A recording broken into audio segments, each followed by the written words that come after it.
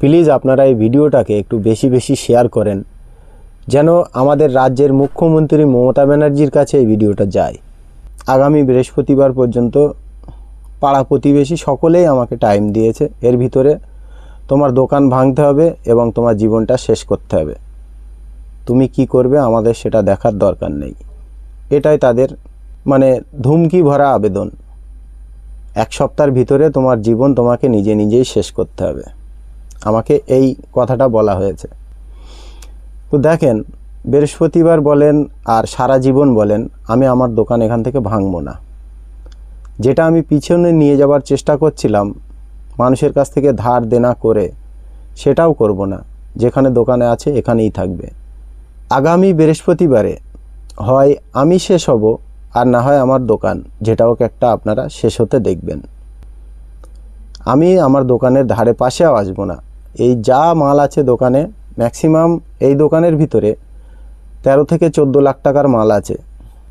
আমি আমার ক্যামেরাটাকে সাইডে লাগিয়ে সেখান থেকে লাইভ দেবো, আপনারা দেখবেন যে আমার জীবনটা কারা কারা এখানে ধ্বংস করতে এসছে। আসসালামু আলাইকুম বন্ধুরা, সত্য কথা বলার যে পরিণাম, যে উপহার, সেটা আমি আজকে পেয়েছি।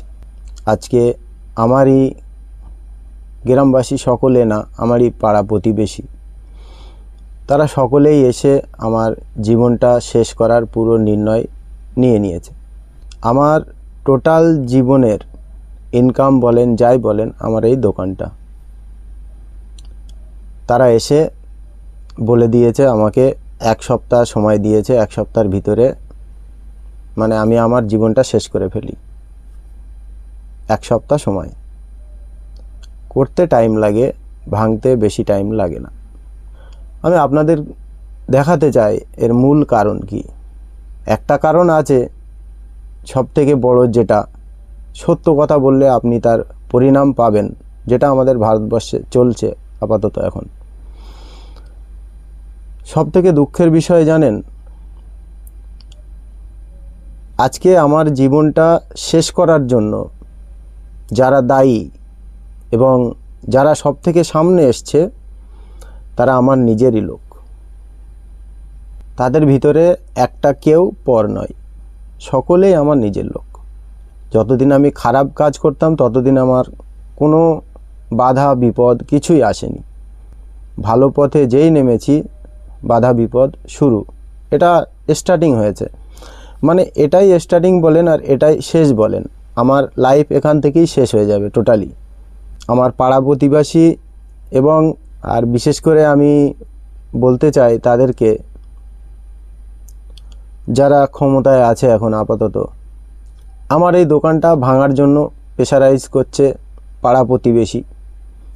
সেই সাথে আমাদের পার্টির নেতারাও তারা এসেছিল এখানে, কিন্তু আমি তাদেরকে কোনো দোষ দিতে পারবো না। কেন, তারা আমাকে একটাই কথা শোনাচ্ছে যে আপনার পাড়ার লোক কেউ আপনার সাথে নেই, তারা কেউ চায় না আপনার দোকানটা থাক এখানে। এবার এই দোকানটা তুলে দেবে কিভাবে? কেন, দোকান যতই হোক আমার, তারা তুলে দেওয়ার মালিক কে? সেই বিষয়টা আমি আপনাদেরকে জানাচ্ছি। আসলে এই জায়গাটা সরকারি জায়গা, একটা খাস জায়গা, একটা ভেস্টেড ল্যান্ড, তারই উপরে আমার দোকান। আমি জায়গাটা আর সেই সকল সিচুয়েশনটা আমি আপনাদেরকে দেখিয়ে দিচ্ছি, তারপরে আমি আগে বলছি। এই যে উপরে আপনারা দেখছেন, এই স্কুলটা হয়েছে এখানে, আর এই যে আমার দোকান, আর এই জায়গা দিয়ে হবে সিঁড়িটা নামবে। যতই হোক স্কুল, তো এখানে ভোট টোট হতে পারে, যে হিসাবে আমাকে ঠিকাদার বলল, তো 2 দিকে ওঠা নামার জায়গা দরকার। আর আমি এই যে জিনিসগুলো এনেছি, এইগুলো শুধু আনা আমার ওই পিছনে জায়গাটা বাঁধার জন্য। এটা আমি এখানে এই বাঁধছি যাতে আমি দোকানটাকে পিছিয়ে নিয়ে আসতে পারি, আর এই স্কুলের কাজে যেন কোনো বাধা না সৃষ্টি হয়, তারই কারণে। আর এইগুলো করার জন্য আমার কাছে কোনো পয়সা কড়ি ছিল না, আমি মানুষের কাছ থেকে ধার করে এইগুলো করেছি। আর ওই যে উপরে আপনারা দেখলেন, ওগুলো নিয়ে এসেছি। এই সব বস্তা এখানে মারা, এটা পুরোটাই মানে দু মানুষ ডিপ এখানে আছে। এদিকে পানি আপনারা দেখছেন, এদিকে টোটালি পানি আছে, এতটা এই এরিয়া। আমি এটা বেঁধেছিলাম অ্যাকচুয়ালি, আমি এই যে বাঁশটা আছে এই এতটাই আমি ইউজ করব, বাকি এদিকে এই কারণে বাঁধা যাতে পানি না আসে, আর পানি এসে যেন আমার দোকানটা কোনো ক্ষতি না হয়, তারই কারণে ওটাকে একটু বাড়িয়ে বাঁধা। আমার ওদিকে যাওয়ার কোনো নেই, ইচ্ছাও ছিল না। আর এটাকেই সামনে রেখে, মানে এটাকেই আমার পাড়া প্রতিবেশী বলেন, অপোজিশন পার্টির লোক যারা আছে, যাদের কাজ সবসময় উস্কানি দেওয়া মানুষকে, তারাই মানুষকে উস্কানি দিয়ে এই সিচুয়েশনটা তৈরি করেছে। এটা যাতে আমি করতে না পারি আর আমার জীবনটা যাতে শেষ হয়ে যায়। এই দেখুন, এইগুলো আমি নিয়ে এসেছি মানুষের কাছ থেকে, টাকা ধার করে আমি আজকে এই জায়গায় এসেছি। মানুষের টাকা এখন আমি কিভাবে শোধ করব? আমার সারা জীবনের পুঁজি বলেন, আমার সারা জীবনের ইনকাম বলেন, সব কিছু আমার এই দোকান নিয়ে। দোকানটা চললে আমি মানুষের ঋণ হয়তো শোধ করতে পারতাম, কিন্তু আমার অবস্থা এখন খুবই খারাপ। আর এই সিচুয়েশানটা শুধু তৈরি হয়েছে এটাকে নিয়ে শুধু নয়, এই সিচুয়েশানটা তৈরি করার মূল কারণ হচ্ছে যে আমি আজকাল সত্য কথা একটু বলি, আর সেটাই সমাজে মানুষের সহ্য হয় না। তারই কারণে আপনারা দেখছেন এই আমার সারা জীবনের ইনকাম এই জায়গাটা। এই আমার এখানে মোবাইল রিপেয়ারিংয়ের কাজ হয়, আর এই আছে ফ্রিজ, আর এখানে ওই চা এটা ওটা তৈরি হয়। গ্রামের ভিতরে দোকান তো, অ্যাকচুয়ালি আমি কাজটা মোবাইল রিপেয়ারিংয়ের করি, বাকি আর এই আমার সারা জীবনের ইনকাম এইসব দেখছেন আপনারা। এদিকে আছে, পিছনে আছে ইলেকট্রিসিটি। এটাই আমার সারা জীবনের ইনকাম বলেন, আর এটাই আমার ইনকামের সোর্স। এছাড়া আদার্স কোনো আমার ইনকামের সোর্স নেই। আর আমার সাথে এগুলো হওয়ার একটাই কারণ যে আমি আজকাল একটু সত্য কথা বলি। যদি আপনারা বলেন যে এটা তো ভেস্টেড ল্যান্ড, তো এখানে আপনার দোকান কেন? আমি যখন বিয়ে করি, আজকে থেকে মনে করেন 13 বছর আগের কথা বলছি, 2012-র কথা। বিয়ের পরে আমার দোকান এখানেই ছিল, বিয়ে করে আমি এখানেই দোকান করেছিলাম। তখন আমার একটু নাম খারাপ ছিল, সেই জন্য হয়তো আমাকে কেউ বাধা সৃষ্টি করেনি। তারপরে যখন আমার এখানে দোকান চলছিল না, আমি সেই দোকানটাকে এখানেই ফেলে রেখে আমি চলে গিয়েছিলাম বোম্বাইতে দোকান করেছিলাম। 2019-এ লকডাউনের পরে সেইখানে দোকান বন্ধ করতে হলো আমার। তারপরে আমি আবার এখানে এসে আবার দোকান করেছি। যদি আমার এই দোকানটা নিয়েই মানুষের এত কষ্ট হতো, তাহলে তারা সেই সময় আমার বাধাটা সৃষ্টি করতো আমার কাজে, যে তোর এই জায়গাটায় দোকান করতে দেওয়া যাবে না। কিন্তু সেই সময় তারা আমার কাজে কোনো বাধা সৃষ্টি করেনি। এখন এই সময়টা এইগুলো হওয়ার কারণ কি? এর মেন কারণ হচ্ছে সত্য কথা বলা। হঠাৎ করে আমার পাড়া প্রতিবেশী এসে বলছে যে তোমার জীবনটা দিতে হবে, মানে তোমার দোকান ভাঙতে হবে আর পিছনেও করতে দেওয়া যাবে না। আপনারা চিন্তা করেন, যে সকল মানুষের কাছ থেকে আমি টাকাগুলো নিয়েছি, তাদের টাকাগুলো দেবো কীভাবে? একটা লাইন আমার ছিল, যদি আমার দোকানটা চলতো তাহলে আমি তাদের টাকাগুলো সময় মতো দিতে পারতাম, কিন্তু সেটাও পাড়া প্রতিবেশীর লোক সকলেই মিলে বন্ধ করছে। আমার পাড়া প্রতিবেশীর লোক এবং পার্টির কিছু লোক এসে তারা এখানে বৃহস্পতিবার, আজকে শুক্রবার, আমি এখনও ঘুমাইনি, বৃহস্পতিবার রাত 9টার সময় এসে আমাকে বলল যে তোমার দোকান এখান থেকে তুলে নিয়ে যেতে হবে, ভাঙতে হবে, অতঃপর আমরা ভেঙে দেব। 7 দিন আমাকে টাইম দেওয়া হয়েছে। তো আমি তাদের বলেছি যে যদি দোকান ভাঙেন তাহলে আমি কোথায় যাব? তো আমাকে বলছে তুই কোথায় যাবি, আমাদের এটা নিয়ে কোনো খোঁজ নেই, তুই যেখানে যাবি যা, কিন্তু তোর দোকান এখানে থাকবে না। এটাই বিশেষ করে পাড়া প্রতিবেশীর চাপ। পলিটিশিয়ানদের এখানে কোনো দোষ নেই।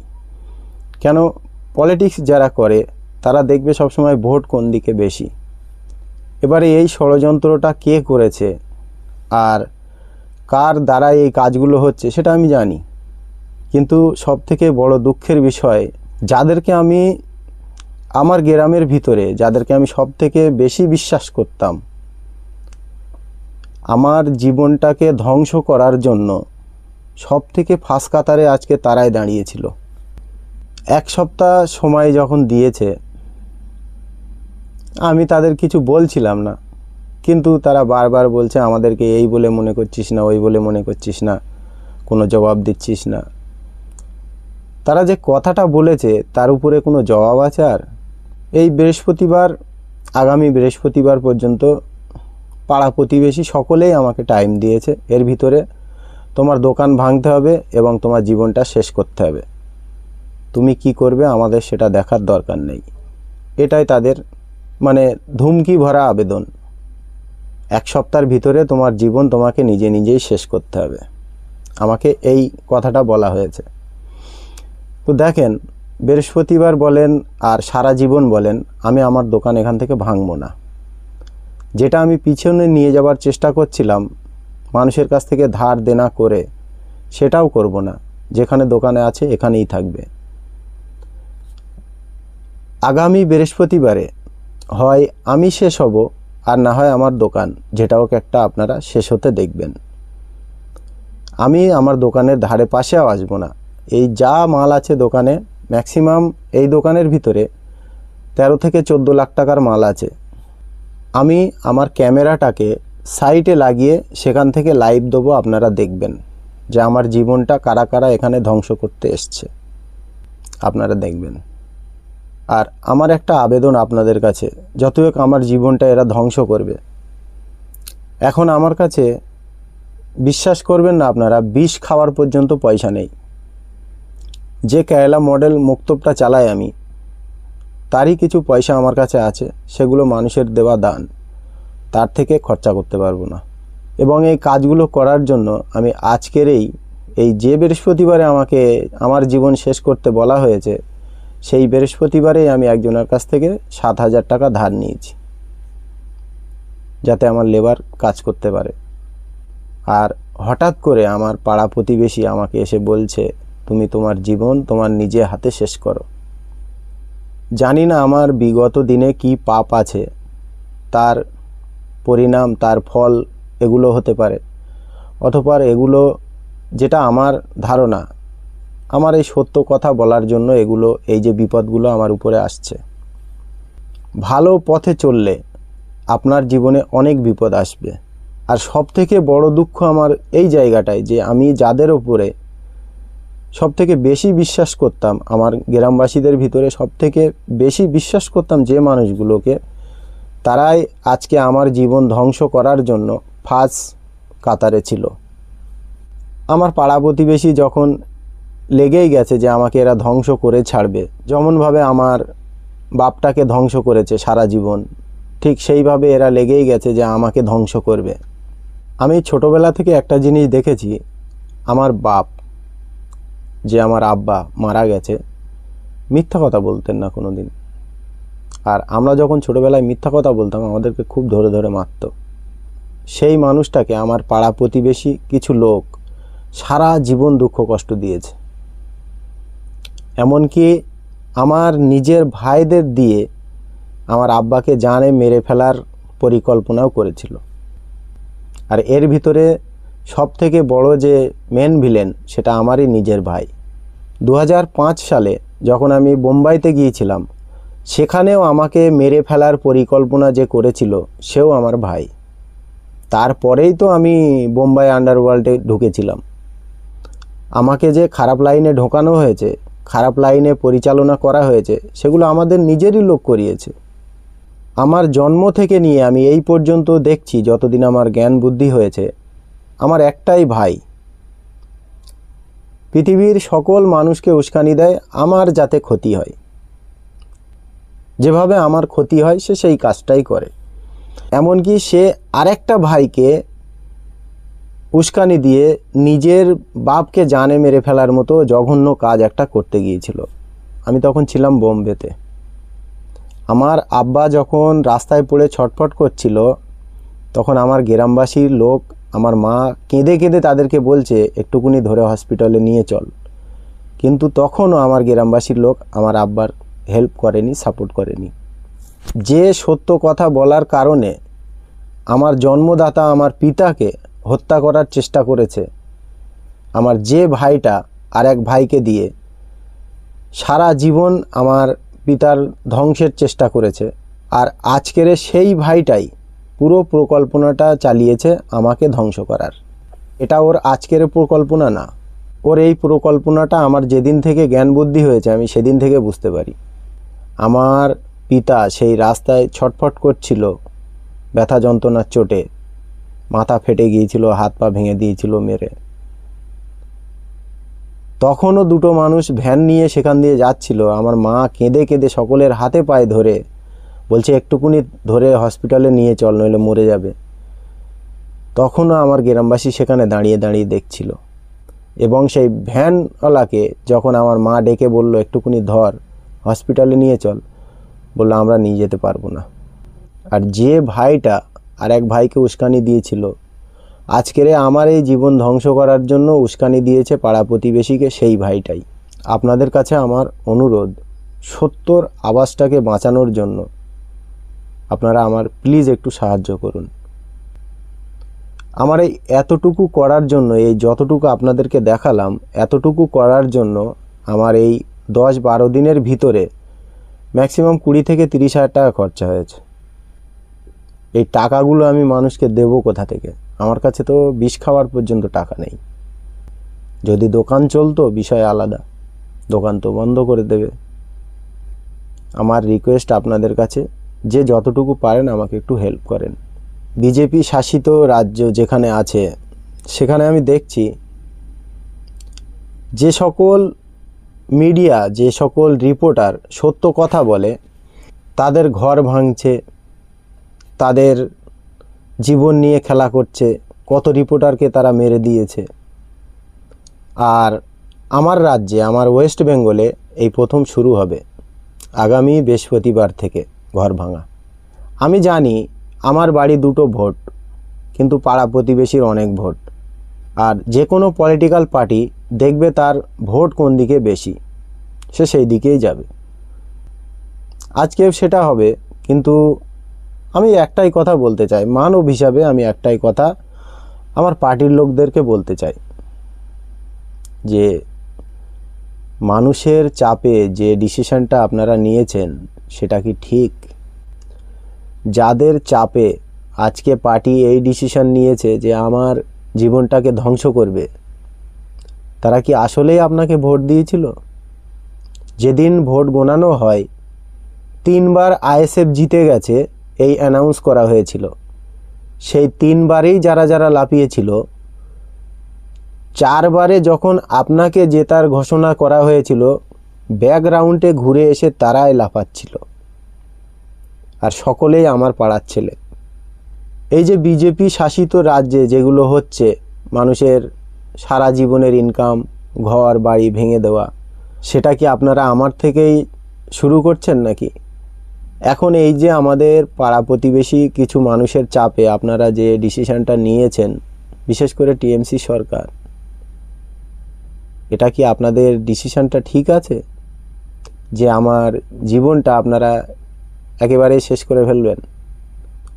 এই দোকান ছাড়া আমার আর কোনো ইনকামের সোর্স নেই। আর আমি মানুষের কাছ থেকে যে টাকাগুলো নিয়ে রেখেছি সেগুলো দেওয়ার আর কোনো ক্ষমতা আমার থাকবে না যদি আমার এই দোকান বন্ধ হয়ে যায়। আর একটা রিকোয়েস্ট হাত জোড় করে আপনাদের কাছে, প্লিজ আপনারা এই ভিডিওটাকে একটু বেশি বেশি শেয়ার করেন, যেন আমাদের রাজ্যের মুখ্যমন্ত্রী মমতা ব্যানার্জির কাছে এই ভিডিওটা যায়।